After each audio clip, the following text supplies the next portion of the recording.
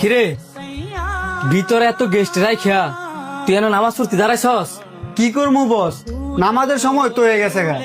নামাজটা পরে পর, গেস্টরা খাবারের লেগে পাগল হইতেছে গা, তাড়াতাড়ি গিয়ে খাবার দে। নামাজটা পড়ে লই, কতক্ষণ আর লাগবো? যেটা কইছি এটা শোন, ঈদের সময় এখন যদি বেচা কিনা না করি তাহলে কবে করমু? ঠিক আছে বস।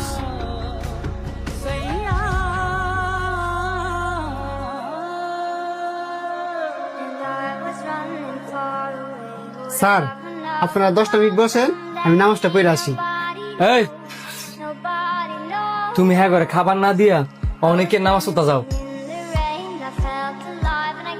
বস, খাবারটা ওই তার 5 মিনিট লাগবো, এই কারণে ওনাদেরকে কইছি 10টা মিনিট অপেক্ষা করার লাগে।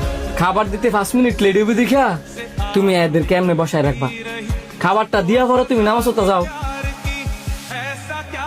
কয়দিন ধরে দেখতেছি আমার গেস্ট ঘরে রাখিয়া তুমি দৌড়ে দৌড়ে নামাজ পড়তে যাও গা। তোমার যদি নামাজই পড়ার হয় তো তুমি নামাজই পড়ো, আমার রেস্টুরেন্টে চাকরি করার দরকার নাই। তুমি নামাজ পড়ো ভালো কথা, এটা তুমি আর আমি বুঝলে দইতো না, কাস্টমারদেরকেও তো বুঝাইতে হইব। তোমার সময়ের মূল্য না থাকতে পারে, আমার রেস্টুরেন্টের গেস্ট ঘর সময়ের মূল্য ঠিকই আছে। তুমি যদি তাদেরকে বসায় রেখে এইভাবে দৌড়ে দৌড়ে যাও গা, দুদিন পরে তো আমার রেস্টুরেন্টে কি হইতো না। বস, আপনি যদি আমার নামাজের সময় না দেন, আমি আর এই রেস্টুরেন্ট চাকরি করতাম না। সুন্দর কথা কইছ, আমি তোমার নিজেই না করতাম, আর তুমি যেহেতু নিজে থেকে কইছ এমনি আমার রেস্টুরেন্ট থেকে বেরিয়ে যাও। যাও। কিরে বন্ধু, তুই আমার কোন রেস্টুরেন্টে লই এলি? যাই কিনা নামাজ পড়তে বাধা দে। আরে এলে নিজেও তো নামাজি, এই যে ওয়েটার গুলারে দেখতাছস না, এলে এই নামাজি বানাইছে।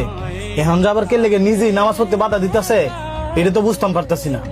মানুষের জন টেয়া পয়সা না থাকে তখন সারাদিন আল্লাহরে ডাকে, আর মানুষের জন টেয়া পয়সা হয়ে জায়গা তখন আল্লাহ কেডা ভুলে জায়গা। আমরা মানুষ বড়ই বেইমান, যে আল্লাহ দিতে পারে হে আল্লাহ নিতেও পারে। যেদিন দেখবি আবার অভাবে পড়বো সেদিন ঠিকই আল্লাহরে ডাকবো। কি ব্যাপার ভাই, আপনার রেস্টুরেন্টের এই অবস্থা কে লিগা? সবই ভাই আল্লাহ তাআলার ইচ্ছা, আমার রেস্টুরেন্টটা প্রায় বন্ধের পথে। এমনটা হবারই ছিল। আপনার কথাটা আমি বুঝি নাই। বুঝেন নাই? আপনি যে আপনার স্টাফ করে নামাজ পড়তে বাধা দিতেন, আপনি জানেন তারা নামাজে গিয়া যায় নামাজে বসে 2 হাত তুলা আল্লাহর কাছে কি বলে?